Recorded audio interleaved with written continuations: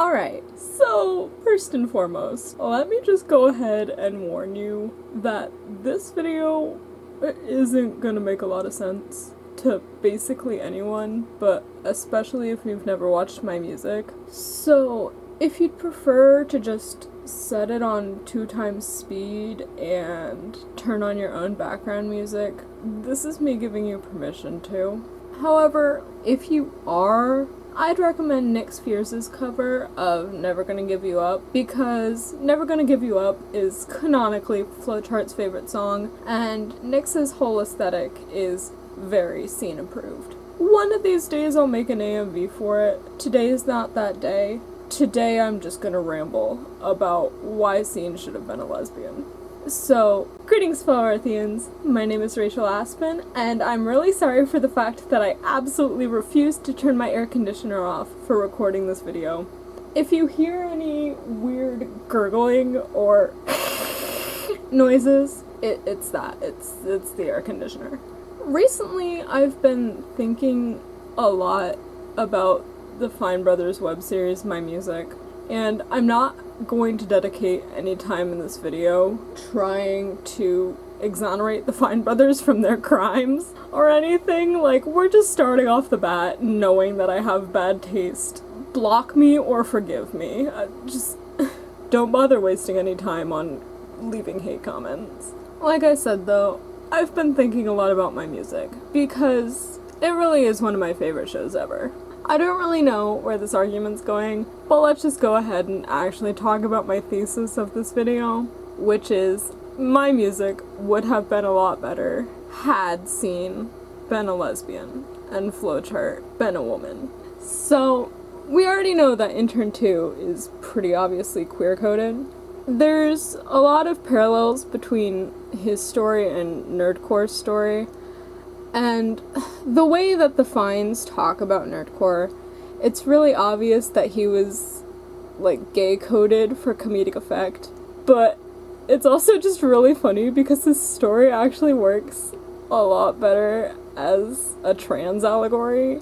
The whole, like, not being able to present with, like, the correct clothes and aesthetic and everything, and also having to change his name and all that, it's not really a gay narrative.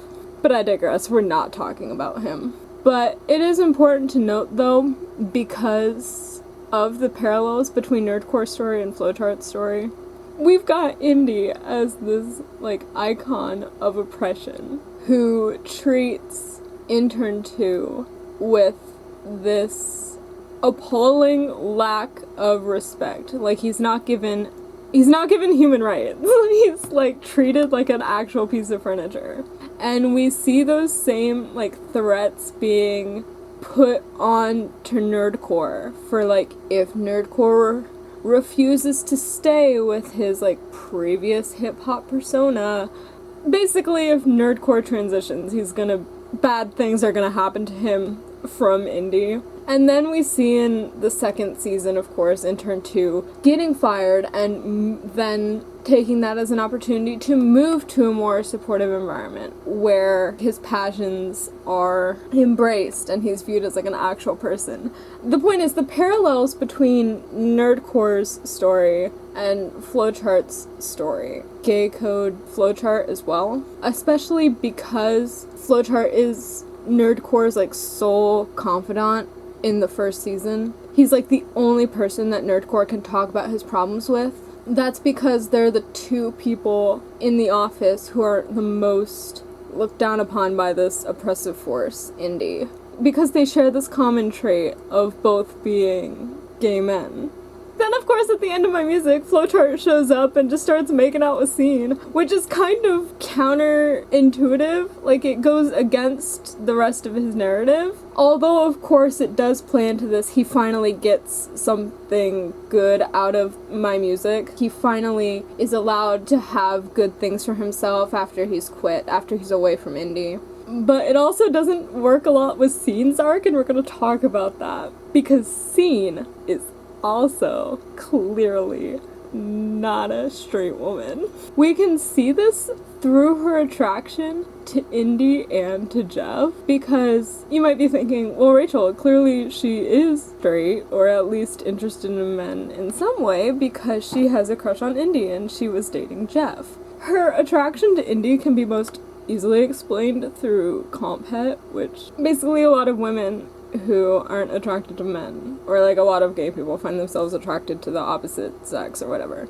because they feel like that's just what they have to do. Like, it's oftentimes a person who's just completely outside of the realm of possibility for them to date, like a celebrity or a fictional character or an authority figure, like someone where there's just no way in hell that they could ever actually end up with this person, but they're like, yes, these feelings of admiration, or in the case of someone who like exists in their real life, like these feelings of like friendly attraction, like I want to be friends with them, are mistaken for like an actual romantic or sexual desire. So of course in the case of Scene and Indy, she admires him as an authority figure and as a businessman, and she mistakes those feelings of respect as desire, which would explain her attraction to Indy, and it also makes sense within the context of the show, because she even acknowledges in one of my favorite scenes in the show that nothing could ever actually come of her attraction to him. It's not something that would actually work out.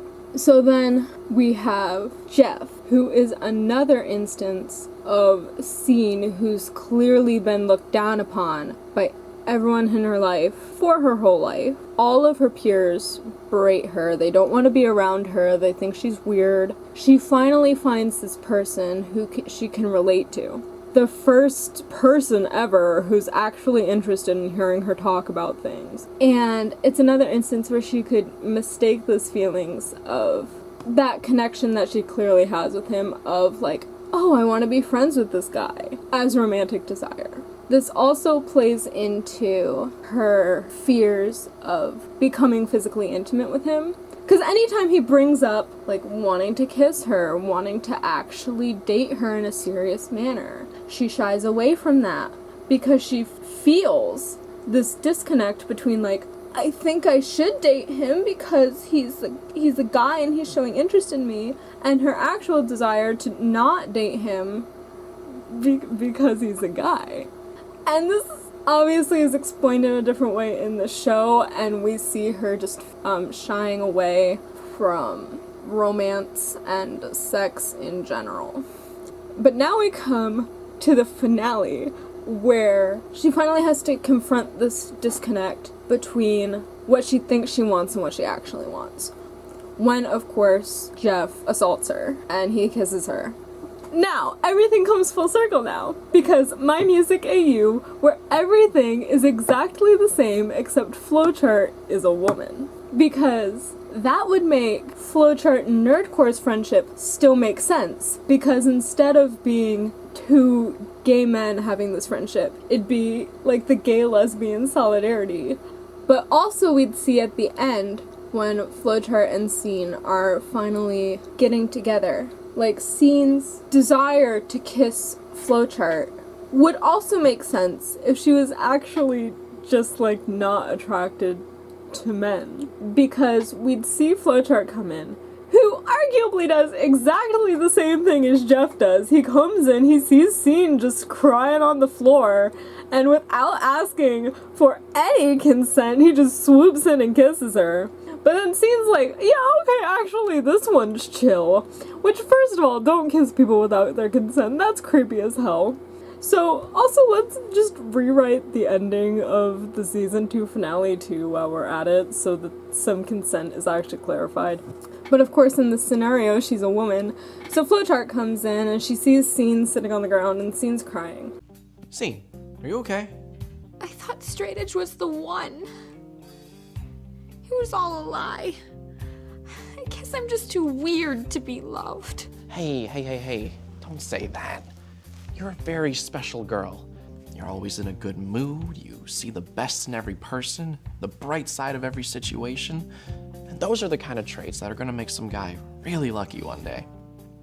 And then Scene could be like, well, what if that's the problem? What if I don't really want a guy? And Flowchart's like, what? And then, I don't know, I'm not a writer, but clearly the Fine brothers aren't either, so please just... That would make the final scene make more sense. Because A, we'd have Flowchart finally getting something that she wants, especially out of mymusic. Like, she's finally, after enduring all of this horrific oppressive abuse, is finally able to get the things that she wants, and without people telling her that she's wrong for having desires. But we also would have Scene finally having this moment of clarity and realizing not only what she wants, but what she really needs to be happy and fulfilled in her life.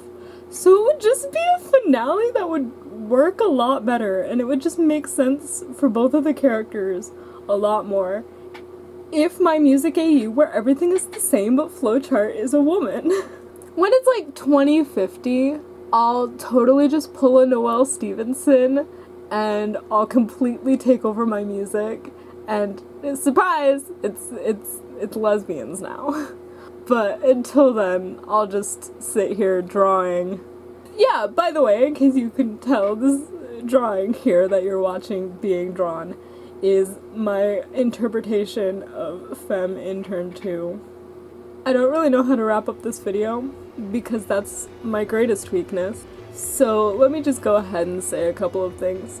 For those of you wondering, yes, I am gonna start Webkinz Twitch streams. I'm just waiting until I go back to school. It'll just be easier if I can do it when I'm back at school. So look forward to those starting either like late August or early September.